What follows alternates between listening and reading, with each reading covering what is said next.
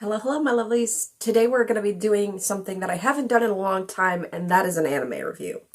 Recently, I watched the show known as Toilet Bound Hanako-kun. Don't let the name fool you. This show was a surprise in a lot of ways. So without any further ado, let's grab a snack, grab a drink, and let's just jump into it. Roll the intro.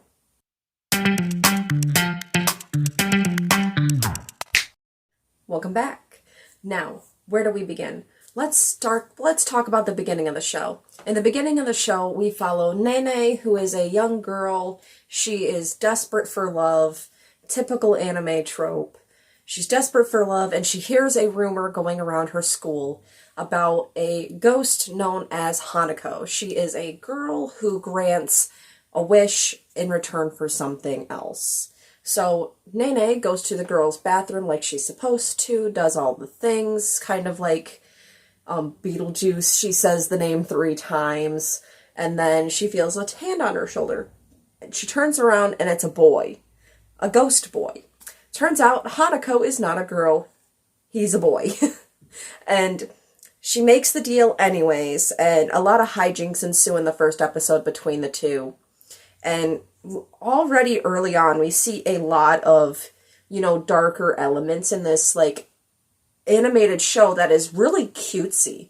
It's a cutesy, animation style. Anyway, I'll get into, the animation and everything later. A lot of hijinks ensue in the first episode as Hanako tries to get her to fall in love with her crush, and all the things don't work. All the things don't work. Gifting doesn't work. All this other stuff doesn't work, and it's really funny. And so something falls out of his pocket when they go back to his bathroom, which is the center of all his power. And we're going to get into, that whole bit later without spoiling a lot of it. But they go back to his bathroom, and a little bag falls out, and it has scales. Turns out, if one person eats a scale, it doesn't really do anything, but if 2 eat that, they constantly share a bond. They immediately share a bond. So she eats it and is going to go trick her crush to eat the other one without knowing the consequences. Turns out the consequence is having to be enslaved in the service of a mermaid ghost. She looks... just warning you. But that's the end of the first episode as they put off the mermaid for the moment. And throughout the show, we follow Nene as she is now in the service of Hanako, and how she is his bathroom cleaning assistant.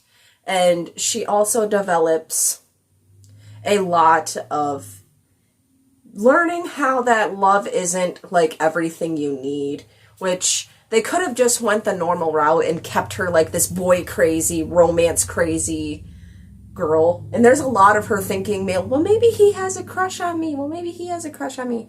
And it's really funny. But you see a lot of subtle moments, and they do this subtly. I like this. They do this subtly. They give her this character growth that feels natural. A lot of what happens in this show feels natural. And it has its dark moments as well. There was moments where I went from laughing to oh my god, what is happening? Oh my god. This show was an emotional roller coaster. Now, I know we follow Nene, but the character I really liked the most and was most intrigued to see a lot of was Hanako himself.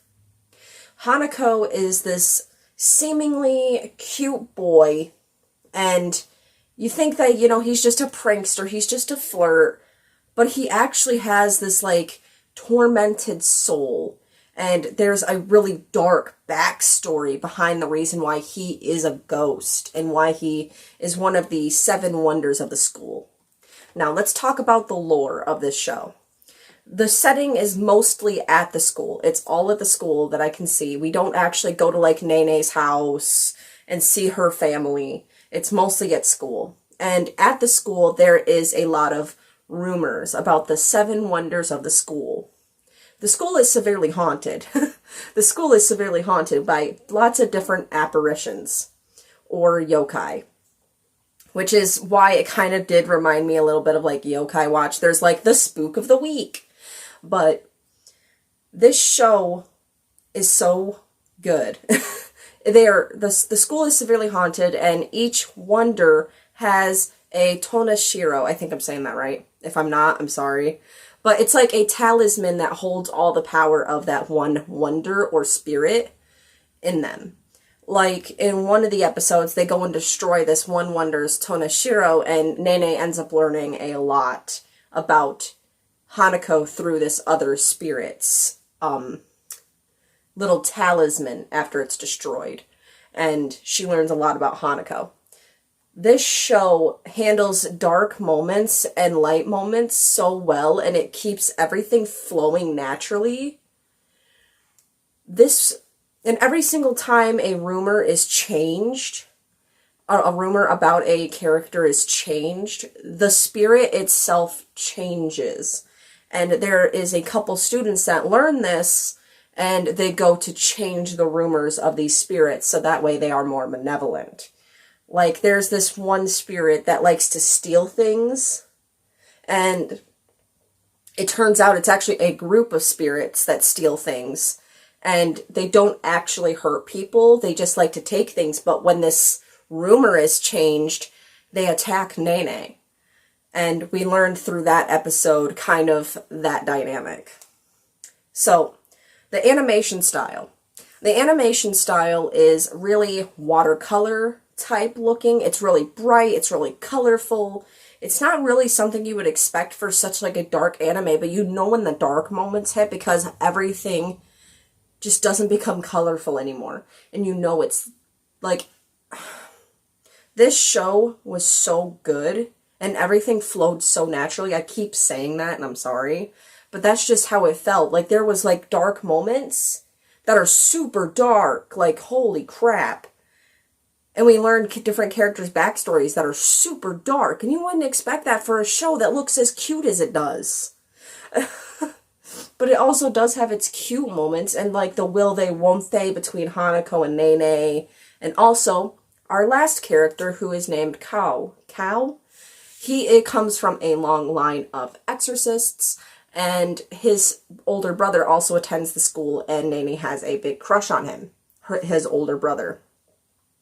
And his big brother is trying to pressure him to finally exorcise his first apparition, which he wants to be Hanako.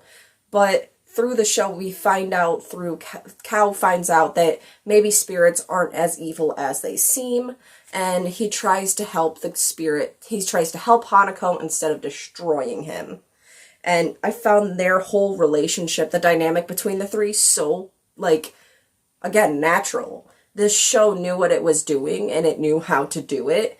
And you think with the name, like, Toilet Bound Hanako, that it would be, like, a lot of toilet jokes, but they actually don't really spend that much time in the bathroom itself, which I know kind of sounds weird out of context, but they don't spend that much time in the bathroom in this show. It's more spent, you know, outside or in a classroom or them in another realm. And the show was so good. The action moments hit.